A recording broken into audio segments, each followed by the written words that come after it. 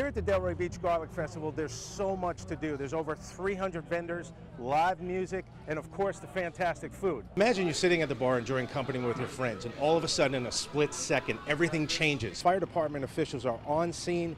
They are currently investigating what the root cause of the problem was, but again, 10 polo horses perish in this fire. Crime scene investigators from the Sheriff's Department are still on the scene. They've taped off the house that's in question where two men, a 19 and 21-year-old, were stabbed around 2 a.m. I'm going to step out of the shot and show you exactly the house in question. Just west of Village Boulevard, where you can see it's still a very active investigation that's going on here. West Palm Beach Fire Department is on the scene to a residential house fire. Now, this beam from the North Tower is symbolic to you and I of that tragic day, but for one local man, it means so much more. John tells me that this anniversary is particularly difficult for his wife. However, she takes comfort in knowing the fact that John, all the work that he does with these kids, helps perpetuate their son's memory. Now, when sheriff's deputies began to search the vehicle, their efforts came up empty. Until they opened the trunk. Here on Flagler Drive in downtown West Palm Beach, where over 1,000 runners and walkers showed up for the Susan G. Komen 5K run. Drive through any neighborhood here in Port St. Lucie and you're bound to run into one of these. And signs like that are usually parked in front of houses like this, empty due to foreclosure. Good evening, I'm Robert Catanese. Thank you for joining us. Amazingly, no one on the ground was killed when a ball of fire exploded in the Fort Lauderdale airport. Pope Francis, the 76-year-old pontiff, is a pope of firsts. He's the first Jesuit. He's the first from South America. The owner of that repo business told WPBF that damages from this crash will cost him hundreds of thousands of dollars. Developing now, the woman who said no jury would ever convict her completed her 17th day of testimony. Jodi Arias is accused of killing her boyfriend, Travis Alexander. Two people were killed and a third was hurt when a scissor lift collapsed. We have breaking news just into the newsroom. The results are in for the Riviera Beach mayoral race, with incumbent Thomas Masters winning with 54% of the vote. Martin County Sheriff's Office deputies are trying to nab a group of pillowcase burglars they say strike in the middle of the day. Tonight, the Ultra Music Festival is underway in Miami. OSHA inspectors were on site inspecting the venue after a stage collapse last night.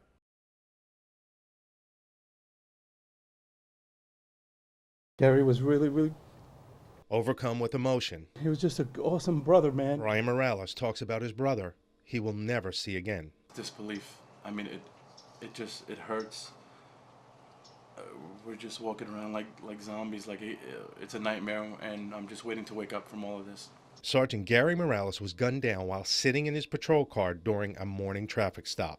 According to police, shot 3 times by this man, Aries Tisdale. Nothing these deputies face day in and day out is routine. It can change into life and death in a second, and that's exactly what happened. When I sat down with Morales' brother, he spoke of who the person was behind the badge. He was a jokester. He was my brother. He was a good uncle, a good dad. You know, he was a good husband. I just want him to know that he had a good heart. Sergeant Morales touched so many lives in his community. His tragic death will never be forgotten, but his legacy will resonate for generations to come. When people said that my brother's, he's a hero, and his legacy will go on for years and years and years with his nieces and nephews, his daughters. Rob Catanese, WPBF 25 News.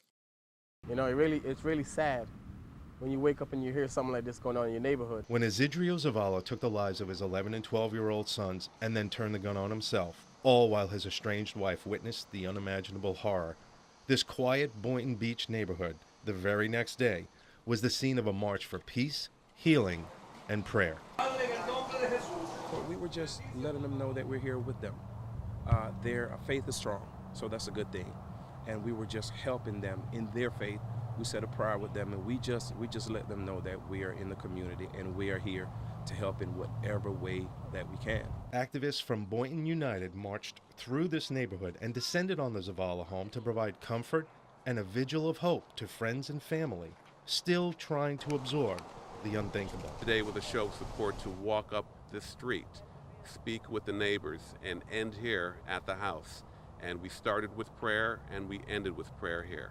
The words and comfort of strangers resonate to provide some glimmer of hope to a distraught family and a community reeling from violence. This particular tragedy is not a Boynton Beach tragedy. It's not a Palm Beach County tragedy. It's not a Florida tragedy. It is a tragedy that's repeated nationwide, it seems, too often. We as Americans, we can make a difference. Rob Catanese, WPBF 25 News. My son was in the North Tower. A former New York City cop, John Napolitano, reflects on that devastating day, September 11th, 2001. His son tragically died in the towers at 9/11.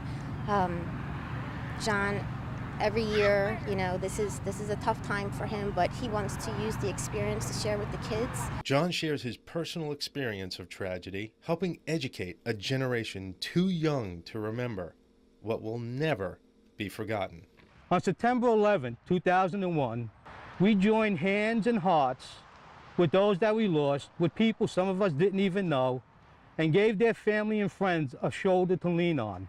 A history lesson for these students from Bright Futures Academy. Artwork presented to Palm Beach Gardens Fire Station Number 3 in honor of the 9/11 victims. It's a show of appreciation and gratitude. It's important because they need to learn from this. They need to learn what families went through and the importance of family today.